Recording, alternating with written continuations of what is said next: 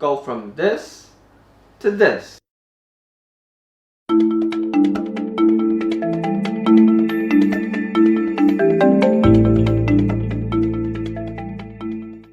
Welcome to the Why Sage Code, everyone. I know it's been a while, but in today's video, I want to discuss a topic that you may find mundane, but it's highly important, and that is ironing your clothing.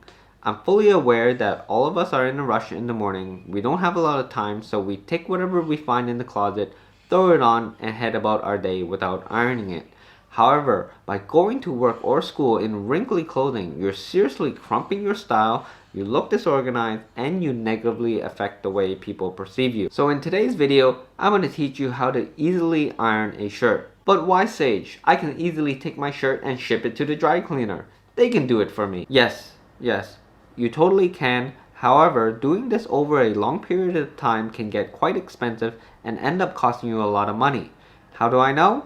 I used to work in one. Let's take for example the cost of washing and ironing one shirt. When I was working at the dry cleaners, this was roughly 7 Canadian dollars. And let's say you wear that shirt twice a week.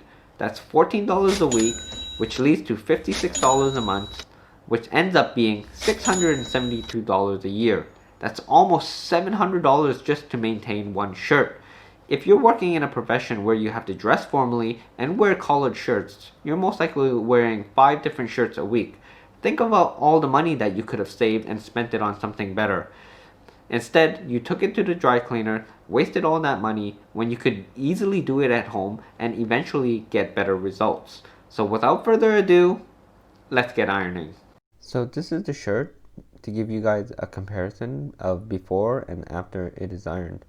As you can see, it is completely wrinkled from sitting in my closet for over a year. The first thing you'll need is, of course, an ironing board. Next is a steam iron with a nozzle that can spray water. And finally, a shirt. Begin by feeling out the ironing board to check for debris and particles so that it doesn't imprint on your shirt when you iron it. Next, take one side of the shirt and put it on the ironing board, making sure to align the side seam of the shirt with the edge of the ironing board. Also try to match the shoulder seam at the top of the ironing board as well. Take the iron and turn it on. Warning: before ironing any piece of clothing, make sure you read the labels properly, as some materials cannot be ironed and must be taken to the dry cleaners. If you are unsure if a garment can be ironed or not, you can check by ironing the part of the garment that is not visible on a low heat setting. Again, please use caution when ironing your favorite shirt, as I won't be responsible for any damages. Once the iron has heated up, begin by spraying an even amount of water on the first side of the shirt. You don't want to spray too much, as this can take forever to dry. Once the shirt is a bit moist, begin by ironing the placket of the shirt. Make sure to go slowly. If you should make a mistake and end up creasing a part of the shirt, you can respray that crease and re-iron that area. Notice that I tugged the shoulder area of the shirt to iron that part of the shirt, as it can be a bit difficult to get the entire area of the shoulder.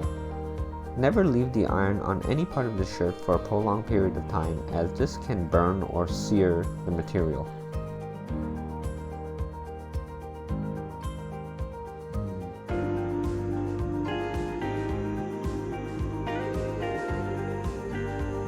Once you have finished ironing the first side of the shirt, move to the rear of the shirt. Again, make sure the side seams are aligned with the edge of the ironing board. Again, flatten out the shirt by spreading your hands over it.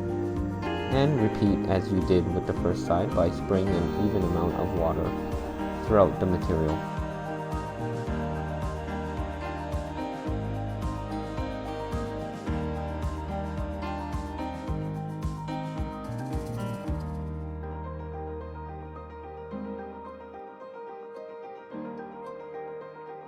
Continue to move the rear of the shirt to complete the rest of it, making sure that the side seams is aligned with the edge of the ironing board.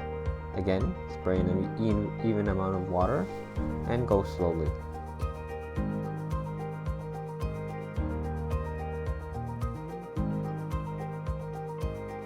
Move to the other side of the shirt, again aligning the side seam at the edge of the ironing board, and make sure that the shoulder seam is aligned at the top of the ironing board as well. I won't repeat myself as you guys can watch.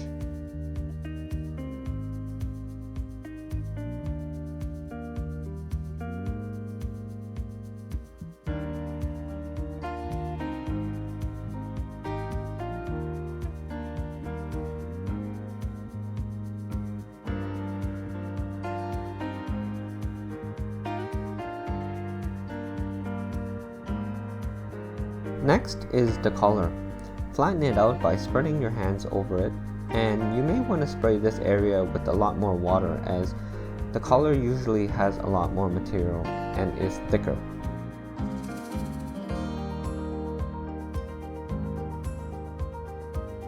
We move on to the shoulder area.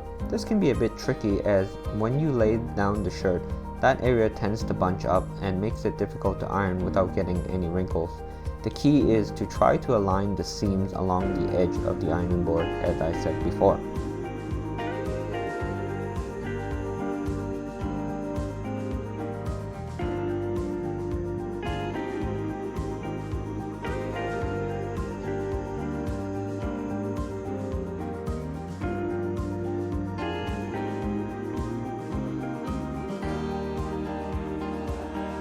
We finally move to the most difficult area of ironing the shirt, and that is the sleeve.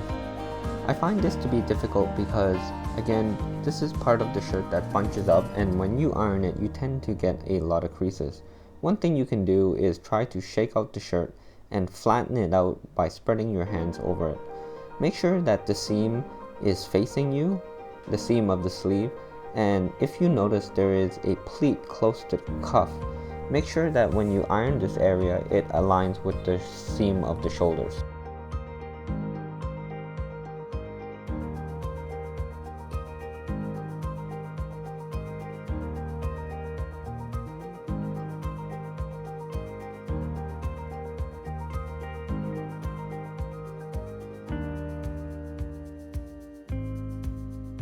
If you notice here, I lift up the cuff of the shirt a bit when ironing close to it, as when you iron that area, it tends to imprint the buttons on the other side of the sleeve.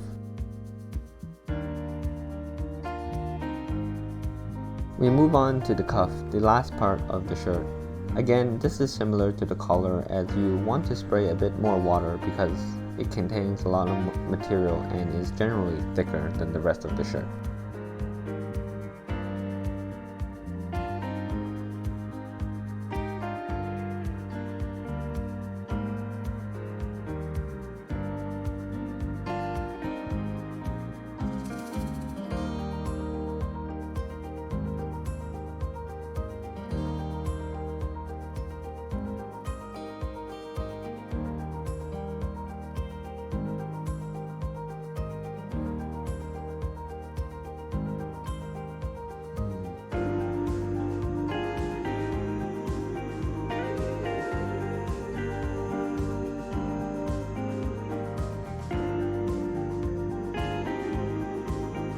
And we're almost there. The final part of ironing is what I call touch-up.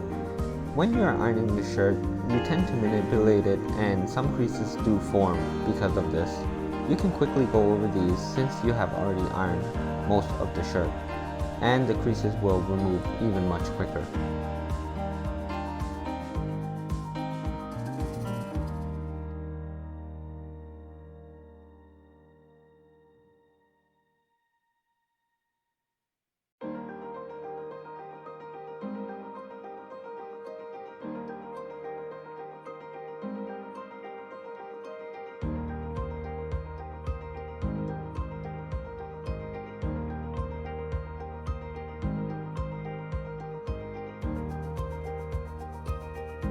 And here we have the final product.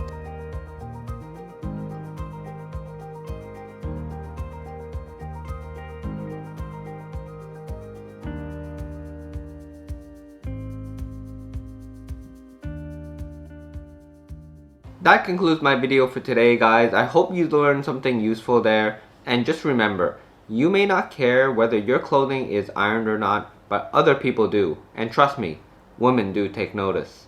Don't forget to like, comment, share, and subscribe if you already haven't. Until the next video, take care.